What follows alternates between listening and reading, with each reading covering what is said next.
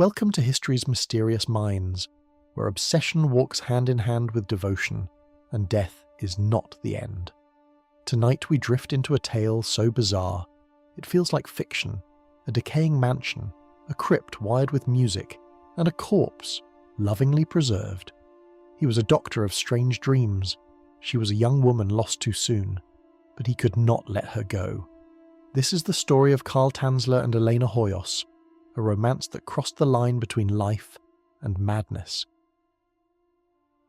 Karl Tanzler was born in Germany in 1877, a man of science and strange visions. He claimed to be guided by ghostly ancestors, and spoke often of a woman with dark hair he saw in dreams. Years later, in Key West, Florida, he believed he met her. Her name was Maria Elena Milagro de Hoyos, and to him, she was fate made flesh. Elena Hoyos was young, radiant, and dying. She suffered from tuberculosis, a disease with no cure in 1930. Her beauty captivated the town, but to Tanzler, she was more than beautiful. She was the one destiny had promised him. He vowed to save her, even as she slipped away. Tanzler wasn't a licensed physician, but he treated Elena with medicine, x-rays, and strange devices of his own design. He brought her food, jewelry, and poetry. Her family tolerated his attentions, hoping he might save her. But as her condition worsened, his desperation grew, and when she finally died, Tanzler's love didn't end. It only transformed. Elena died in October 1931, at just 21 years old. Tanzler paid for her funeral and had a mausoleum built in her honor, but only he had the key. Every night, for 2 years, he visited her crypt. He claimed her spirit spoke to him, told him she was lonely, until one night, he decided she shouldn't be alone any longer. Under cover of darkness, Tanzler broke into the mausoleum. He removed Elena's decayed body and carried it to his home. He kept her in bed, spoke to her, played music, and dressed her in fine gowns. To mask the rot, he used wax, glass eyes, and piano wire to hold her together. Neighbours grew suspicious, but no one guessed the truth, until years later. Tanzler lived with Elena's corpse for 7 years. He slept beside her, celebrated anniversaries, and repaired her body as it decayed. Visitors reported seeing a strange figure through his windows. Some said he danced with a life-size doll. They didn't know. It wasn't a doll at all. In 1940, Elena's sister grew suspicious and alerted police. When they entered Tanzler's home, they found the preserved remains, wrapped in silk, perfumed and adorned with jewelry. News spread quickly, first horror, then morbid fascination. How could this have happened in plain sight? Doctors examined Elena's remains, and what they found was astonishing. Wires held her bones together. Wax replaced skin, cloth filled her chest cavity, and beneath the silk, even more disturbing modifications. What was intended as devotion had become something far darker. Tanzler was arrested, but never expressed shame.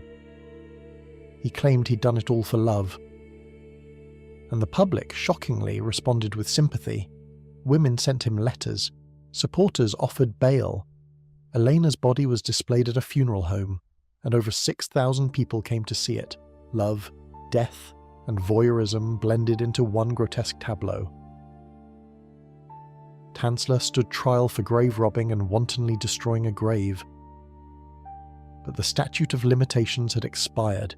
He was released, never convicted. Some called him mad, others called him a romantic, but no court could agree on what he truly was. Elena's remains were reburied in a secret, unmarked grave. To prevent Tanzler, or anyone else, from finding her again, this time the family ensured her rest would remain undisturbed. No mausoleum, no glass coffin, just silence. But even then, Tanzler wasn't done with her. After his release, Tanzler built a new effigy of Elena, a full-sized replica, using a death mask and cloth body. He lived with it until his death in 1952, Some say he believed her soul was still with him. Others say he simply couldn't let go. Even in death, his obsession remained intact. Who was Karl Tanzler, really? A lonely man haunted by delusions? A predator cloaked in romance? Or a tragic figure broken by grief?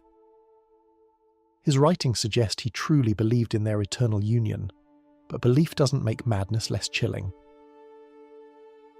The public's fascination with Tanzler wasn't just about him. It revealed something about us, our voyeurism, a hunger for strange romance, and how easily we confuse devotion with possession. Tanzler became infamous not just for what he did, but for how we responded. Through it all, Elena's voice was lost. She never asked for this. She didn't choose the story that came after her death. She became a symbol, a relic, a ghost used to tell someone else's tale. But what did she truly feel before the sickness, the stranger, and the mausoleum? Tanzler claimed he kept Elena with him out of devotion, but was it devotion or obsession? To possess someone beyond death, alter their form, speak on their behalf, is that affection or authority taken too far? Maybe the real terror isn't the decaying body, but the belief that love can excuse the inexcusable. Even today, people debate whether Tanzler's actions were romantic or revolting. His story has inspired books, plays, even operas. But is love that ignores consent still love, or is it just obsession in a prettier costume? Karl Tanzler crossed a line, and then he lived there. Today, the tale of Tanzler and Elena lingers like perfume on old lace, equal parts gothic, grotesque, and grimly fascinating.